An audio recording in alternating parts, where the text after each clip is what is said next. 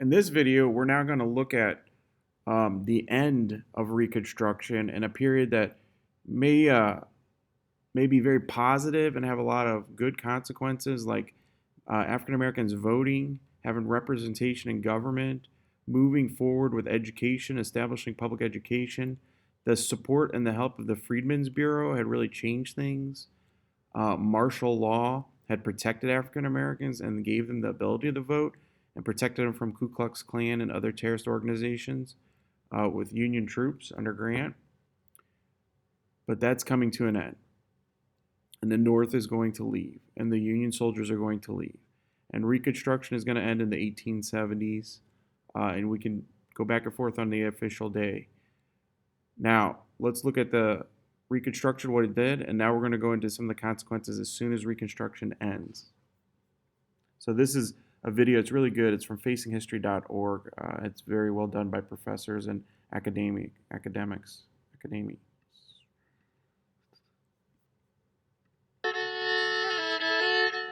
We're never fully going to understand who are you, who am I, how did we get here, what are the problems that we're facing, unless we understand the histories that produce that.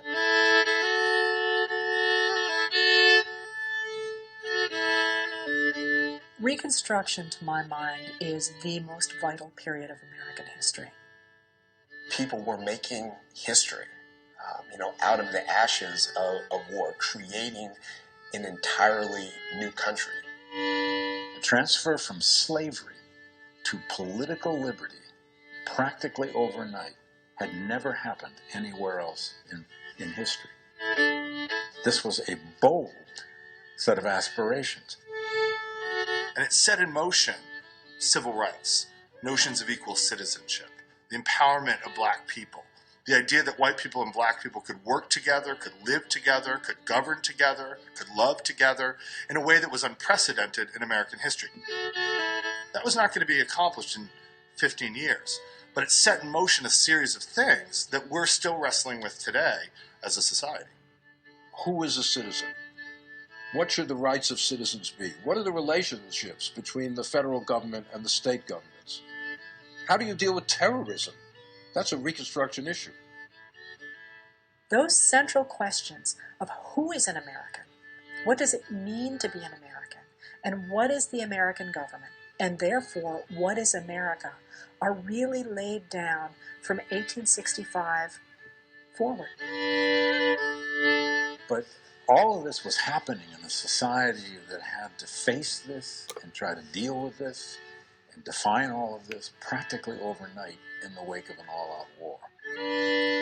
It's a story of how ordinary people, facing very difficult odds, tried to create a better society, try to create a functioning democracy, try to create a semblance of equality in this country.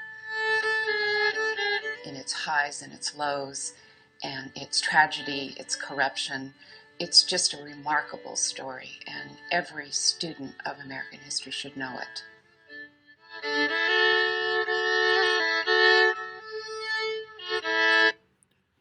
So I want you to think about how powerful this period really was, and are we still dealing with issues of it today?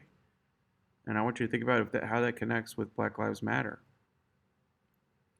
Maybe we've obtained the civil rights, the legal rights for people of color and women, but have we obtained the human rights?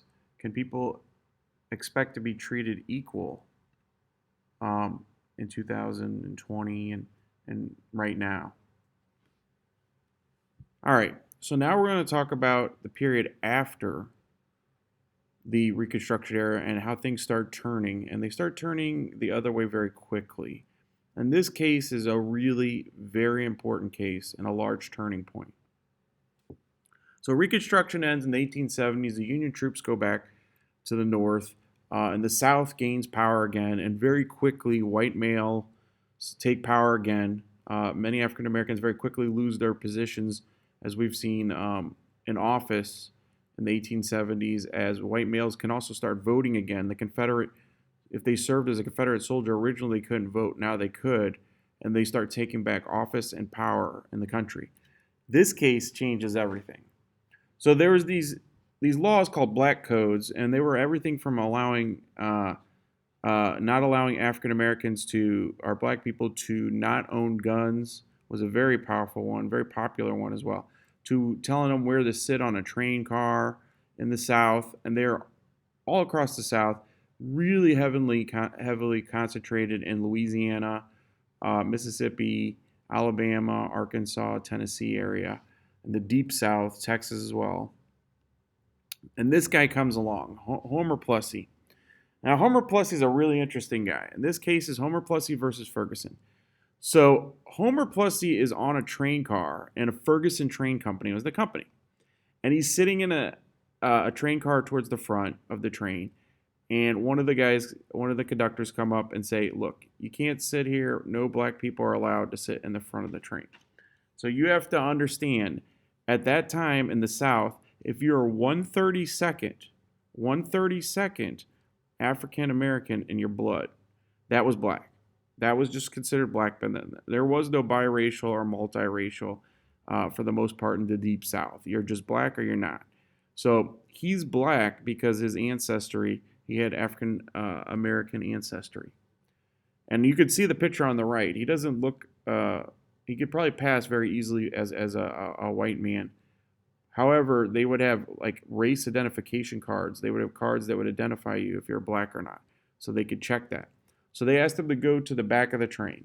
And this is Ferguson Train Company. That's why that's very important. That's the company's name. He says fine. He actually handles it pretty gentlemanly like and handles it the right way. I think a lot of people would agree. And he says fine. He goes to the back of the train and he goes, I got it. The way I'm going to deal with this is how a lot of people deal with things in America. Through legality. I'm going to sue you. I'm going to sue you. It stopped.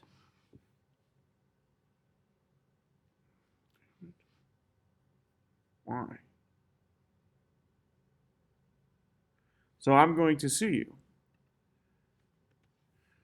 you. And he does sue them.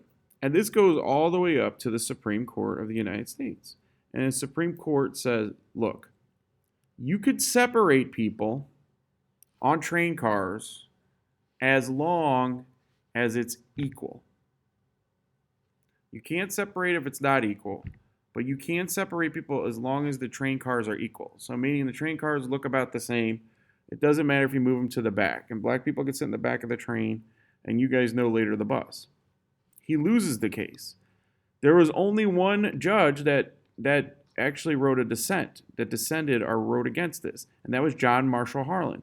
He wrote, this law could be applied to any person for any reason, was his big concern. Boy, was he right. It was actually exactly what happened. He called it perfectly. And this started what is called the separate but equal laws across the South. And we call those Jim Crow laws, and we'll find out why. So actually, Homer Plessy's case made this almost a law of the land and set what's called a precedent or a valid legal example that the Supreme Court will back up southern states and states that make laws that separate people as long as they're equal. So you're going to start applying to this what? And I want you to think about what they could apply it to. And the first thing they're going to apply it to, obviously, outside of trains, is education. Because what is worse at that time than having a person of color going to school with white students? Because if white students and students of color start going to school, they might be friends, and then they might start dating. They might even get married one day, and there's nothing worse than that at the time. So we're going to look at these Jim Crow laws, and you can see some examples. Segregation, or being segregated, is separating people by their skin color. Now, white African Americans and Hispanics drank out of different water fountains, and also Latinx, not just Hispanics, went to different schools and shopped at different stores. So you could see on the left side, you could even see this water fountain. And I want you to think about, what is the difference between the water fountains? Are the water fountains equal? What do you think is the actual difference with the water fountain? They don't look equal to me. So very quickly, this separation did not turn into equal treatment under the law. And you can see help wanted, white only. They could just reject you to to work, but also even just eating out. If restaurants wouldn't serve African Americans, or if they did, you'd have to go to the back of the store. Like if you wanted to go get cheeseburgers and French fries at the Shake Shop or whatever, you'd have to go to the back of the store, and they would give you to the back because they didn't want you in the store or showing that they served people of color. Pretty sad. And you could see that actually Jim Crow himself was this kind of character that was created in what are called minstrel shows. Now, minstrel shows was a very popular form of comedy at the time. It was really sad to say, but it would be generally white men or women, and they would dress up and they'd put like shoe polish on their skin, and they paint themselves black. And it's very offensive. Today, we've had politicians and famous people that have gotten really criticized for doing this because it's very disrespectful to dress up. There was even, I even know that I could think of, there was an incident in even Canada. There's a famous African Canadian hockey player called PK Subban, and he played for the Montreal Canadiens. And some of the people were painting their skin like that, and he understood the history. And they asked one of the sportscasters asked him about how he felt about it. He's like, I understand it's very offensive, but I don't think they understand the history behind what they're doing. So they're just kind of numb to the fact that what they're doing is, they thought they were being respectful to him, but actually it's very disrespectful. That's why we never dress up as African Americans if you're a white person, because it's very offensive. Now on the right side, you have this character that was created to make fun of Asian Americans, and you'll hear this term in St. Louis a lot. This comes from the West Coast in Angel Island, and they call them Chinamen. And that's a very offensive term. And the reason it's offensive is because they would label Chinese people Chinamen to make fun of Asian Americans, to eliminate your identity as a person. So dehumanizing people is about using terms and ideas that put them in their place and put them below you, okay? So when the Asians would come off like from on Angel Island in San Francisco, and they would come by boat into America to work on the railroads, the white guys would call them Chinaman 1, Chinaman 2, basically saying they all look alike. They're all the same. They're below us. We're much better than them. And that's why language is so powerful. We have to pay attention to that. Okay, so now we're going to watch a video on unconscious bias. And I want you to think about how this actually plays out in our world, and how powerful our brain is, and how we do pick up on these messages and these ideas. And it's not about always being racist or not racist, or being sexist and not sexist. You could be a very good person.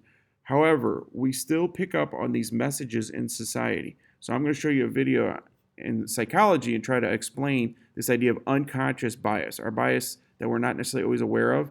But by being aware of them, we are very powerful, and we understand that how this plays into our decisions and how we treat people. The unconscious mind is amazing. It can process vastly more information than our conscious mind by using shortcuts based on our background, cultural environment, and personal experiences to make almost instantaneous decisions about everything around us. The snag is, it's wrong quite a lot of the time, especially on matters that need rational thinking. Here's a classic example. A bat and a ball cost £1 10 pence. If the bat costs £1 more than the ball, how much does the ball cost? Most people, including over 50% of students at some of the world's leading universities, get the answer wrong and say 10 pence. The answer is actually 5 pence. Many of us choose 10 pence without thinking. This is because our unconscious mind uses instinct, not analysis. So our unconscious is fallible. It's also biased. It makes snap judgments of people we meet, categorizing them according to gender, social and other characteristics. In milliseconds, we judge whether somebody is like us and belongs to our in-group. These are the people we favor. So men might favor men, while women might favor women. However, we can belong to different in-groups, and we like to be part of an in-group that's powerful, which could mean a woman favoring a man over a woman. That's unconscious bias. All of us have it, and it colors our decisions without our realizing. For example, research reveals that if I were a man, you would be more likely to be nodding in agreement right now because people pay more attention to a male voice. The Royal Society fosters excellence in science, but this can only be achieved if we select from the widest range of talent. And that's not possible if unconscious bias is narrowing down the field for non-scientific reasons. To lessen the impact of unconscious bias, which is easier for us to notice in others, we are raising the awareness of unconscious bias to members of our selection and appointment panels.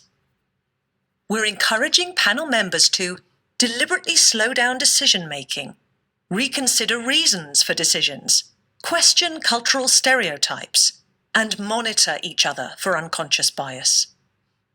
We can't cure unconscious bias, but with self-awareness, we can address it.